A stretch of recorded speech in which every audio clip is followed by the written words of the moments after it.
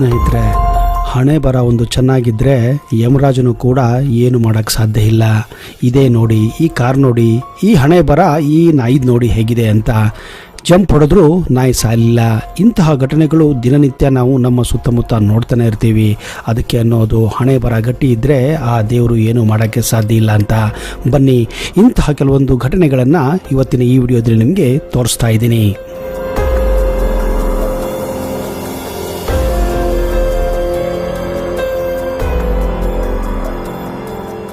ನಿಮ್ಮ ಹತ್ರ ಎಷ್ಟೇ ಶಕ್ತಿ ಇರಲಿ, ಯುಕ್ತಿ ಇರಲಿ, ಎಲ್ಲಕ್ಕಿಂತ ಹೆಚ್ಚಾಗಿ ಹಣೆ ಬರ ಚೆನ್ನಾಗಿರಬೇಕು. ಟೈಮ್ ಚೆನ್ನಾಗಿದ್ದರೆ ಮಾತ್ರ ನೀವು ಅಂದ್ಕೊಂಡಂಗೆ ಆಗುತ್ತೆ. ಇಲ್ಲ ಅಂದರೆ ಎಲ್ಲನೂ ಉಲ್ಟಾ ಹೊಡೆಯುತ್ತೆ. ಇದೇ ನೋಡಿ, ಈ ಹುಡುಗ ಈ 2 ಬಾಟಲ್ಗಳನ್ನು ಬೀಳಿಸ್ಬೇಕು ಅಂತ ಬಾಲ್ ಹೊಡಿತಾನೆ. ಆದರೆ ವಿಚಿತ್ರ ನೋಡಿ, ಕೆಳಗಿನ ಬಾಟಲ್ ಮಾತ್ರ ಬಿದ್ದು ಮೇಲಿನ ಬಾಟಲು ಅದೇ ರೀತಿ ಸ್ಟ್ರೈಟ್ ಆಗಿ ಆ ಡ್ರಮ್ ಮೇಲೆ ಆ ಬಾಟಲು ಹಾಗೆ ಕುಳಿತುಕೊಳ್ಳುತ್ತೆ. ನಿಜಕ್ಕೂ ಅಂದ್ಕೊಳ್ಳೋದೊಂದು, ಆಗೋದೊಂದು. ಇನ್ನು ಈ ಪೊಲೀಸ್ ನೋಡಿ, ರೋಲ್ ಕಾಲ್ ಮಾಡಿಕೊಂಡು ಆರಾಮಾಗಿ ಫ್ರೀಯಾಗಿ ಮೊಬೈಲನ್ನು ರೀಚಾರ್ಜ್ ಮಾಡ್ಕೊಳ್ಳೋಕೆ ಬಂದಿದ್ದಾನೆ.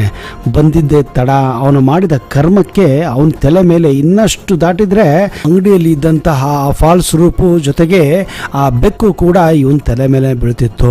ಅಷ್ಟಕ್ಕೆ ನೋಡಿ, ಈ ಯಪ್ಪ ಹೆದರ್ಕೊಂಡು ಗನ್ನನ್ನು ತೆಗಿಯಕ್ಕೆ ಹೋಗಿದ್ದಾನೆ. ಎಂಥ ಪೊಲೀಸ್ ಇರಬೇಕ್ರಿ ಇವನು. ನಿಜಕ್ಕೂ ವಿಚಿತ್ರ ಅನಿಸುತ್ತಪ್ಪ. ಪುಣ್ಯ ಆ ಬೆಕ್ಕಾದರೂ ಬದುಕೊಂಡಿದೆ, ಇಲ್ಲ ಅಂದರೆ ಇವನೇನೋ ಶೂಟ್ ಮಾಡಿಬಿಡ್ತಿದ್ನೋ ಏನೋ ಗೊತ್ತಿಲ್ಲ. ಇಂತಿಂಥ ವಿಚಿತ್ರ ಕೆಲಸಗಳು ನಡೀತವೆ. ಇನ್ನು ಈ ವ್ಯಕ್ತಿ ನೋಡಿ, ಆರಾಮವಾಗಿ ಯಾವುದೋ ಒಂದು ಕೆರೆಯಲ್ಲಿ ಮೀನು ಹಿಡಿಬೇಕಂತ ಮಜಾ ಮಾಡ್ತಾ ಇದ್ದಾನೆ. ಮೀನು ಸಿಗುತ್ತೋ ಇಲ್ಲೋ ಗೊತ್ತಿಲ್ಲ, ಆದರೆ ಬಲೆ ಹಾಕಿ ಕೂತ್ಕೊಂಡಿದ್ದಾನೆ. ಕೊನೆಗೂ ಅವನಿಗೇನೋ ಸಿಕ್ಕಿದೆ. ಅಲ್ಲಿ ನೋಡಿದ್ರೆ ಮೇಲೆತ್ತಾ ಇದ್ದಾನೆ, ಒಳ್ಳೆ ಬಲೆ ಸಿಕ್ಕಿರ್ಬೋದು ಅಂತ. ಯಾಕಂದರೆ ಅದೇನು ಚಿಕ್ಕ ಮೀನು ಇರಲಿಕ್ಕಿಲ್ಲ ಸ್ವಾಮಿ. ಅಯ್ಯೋ ದೇವರೇ ಕಾಪಾಡಬೇಕು, ಒಳ್ಳೆ ಮೀನೇ ಸಿಕ್ಕಿದೆ ಅಂದ್ಕೊಂಡು ಅವನು ಎತ್ತಾ ಇದ್ದಾನೆ. ನೋಡಿದರೆ ಅಷ್ಟರೊಳಗೆ ಸಿಕ್ಕಿದ್ದು ಇಂಥ ಮೀನೆಲ್ಲ. ನೀವೇ ನೋಡಿ ಅಲ್ಲಿ, ಯಪ್ಪೋ ಎಷ್ಟು ದೊಡ್ಡದಾಗಿದೆ ಆ ಮೀನು. ಇವನು ಮೀನು ಹಿಡಿಯೋಕ್ಕೆ ಬಂದಿದ್ನೋ ಅಥವಾ ಮೊಸಳೆ ಹಿಡಿಯೋಕ್ಕೆ ಬಂದಿದ್ನೋ ಗೊತ್ತೇ ಆಗಿಲ್ಲ. ಹೆದರ್ಕೊಂಡು ಈಗ ಎಲ್ಲ ಪ್ಯಾಂಟು ಸಹಿತ ನೀರಾಗಿ ಹೋಗಿದೆ. ಅಷ್ಟೊತ್ತಿಗೆ ಓಡ್ಕೊಂಡು ಬೆನ್ನತ್ತಿದ್ದಾನೆ. ಅಷ್ಟೊತ್ತಿಗೆ ಅಲ್ಲಿಂದ ಪಾರಾಗಿದ್ದೆ ದೊಡ್ಡ ವಿಷಯ. ಇನ್ನು ಮಳೆ ಬಂದಾಗ ಹೆಚ್ಚು ಕಡಿಮೆ ಸಿಟಿಗಳಲ್ಲಿ ಮರಗಳು ಬೀಳೋದು ಕಾಮನ್ನು. ಇನ್ನು ಬೆಂಗಳೂರಂಥ ಸಿಟಿಯಲ್ಲಿ ಬೀಳೋದಂತೂ ಕಾಮನ್ನು. ಆದರೂ ನಮ್ಮ ಹಣೆ ಬರ ಚೆನ್ನಾಗಿರಬೇಕು ಸ್ವಾಮಿ. ಇಲ್ಲ ಅಂದರೆ ಹಣೆ ಬರ ಇಲ್ಲ ಅಂದರೆ ಕರೆಕ್ಟಾಗಿ ಕಾರ್ ಮೇಲೆ ಮರ ಬಿದ್ದುಬಿಟ್ಟು ಹೆಣ ಆಗೋ ಚಾನ್ಸಸ್ ಜಾಸ್ತಿನೇ ಇರುತ್ತೆ. ಅದಕ್ಕೆ ಅನ್ನೋದು ಹಣೆ ಬರ ಚೆನ್ನಾಗಿರಬೇಕು, ಹಣೆ ಗಟ್ಟಿ ಇರಬೇಕು. ಅದು ಕಾರ್ ಎಂಥದೇ ಆಗಿರಲಿ, ಯಾವುದೇ ಕಂಡೀಷನ್ ಆಗಲಿ, ಎಲ್ಲಕ್ಕಿಂತ ಗಟ್ಟಿ ಇರಬೇಕು ಹಣೆ ಬರ. ಗೊತ್ತಾಯ್ತಲ್ಲ?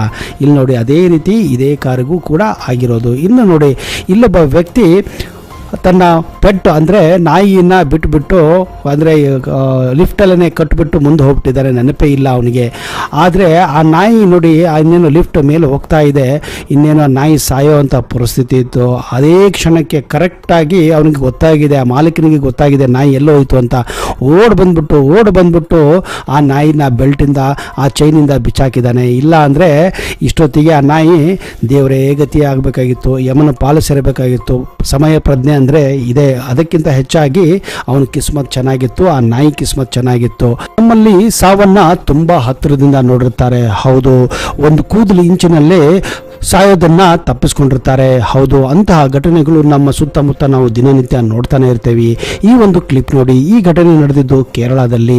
ಇಲ್ಲೊಬ್ಬ ವ್ಯಕ್ತಿ ರೋಡ್ ಮೇಲೆ ಆರಾಮಾಗಿ ನಡ್ಕೊಂಡು ಹೋಗ್ತಾ ಇದ್ದಾನೆ. ಆ್ಯಕ್ಚುಲಿ ಅವನು ಬಂದ್ಬಿಟ್ಟು ಫುಟ್ಪಾತ್ ಮೇಲೆ ಹೋಗಬೇಕಾಗಿತ್ತು. ಫುಟ್ಪಾತ್ ಮೇಲೆ ಹೋಗಿದ್ರೆ ಅವನ ಪಕ್ಕದಲ್ಲಿ ಹೋಯ್ತಲ್ಲ ಆ ವ್ಯಾನು, ಅವನ ಮೇಲೆ ಹೋಗ್ಬಿಟ್ಟಿರೋದು. ಇಷ್ಟೊತ್ತಿಗೆ ಅವನು ಯಮನ ಪಾದ ಸೇರಿರಬೇಕಾಗಿತ್ತು.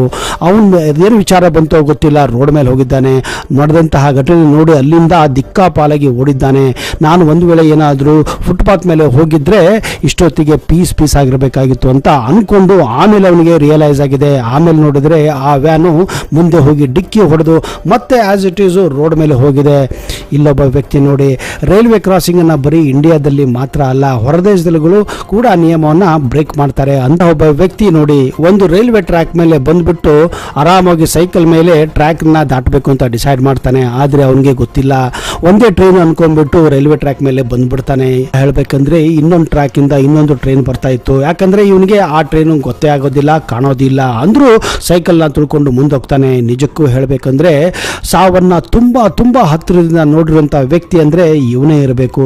ನೀವೇ ನೋಡಿ ಈ ಒಂದು ಘಟನೆನ, ಎಷ್ಟು ಹತ್ತಿರದಿಂದ, ಒಂದು ಕೂದಲೇ ಇಂಚಿಂದ ಈ ಒಂದು ತನ್ನ ಸಾವನ್ನ ಹತ್ತಿರದಿಂದ ನೋಡಿದ್ದಾನೆ, ಪಾರಾಗಿದ್ದಾನೆ. ನಿಜಕ್ಕೂ ಇವನು ಗ್ರೇಟೇ ಅನ್ಬೇಕು.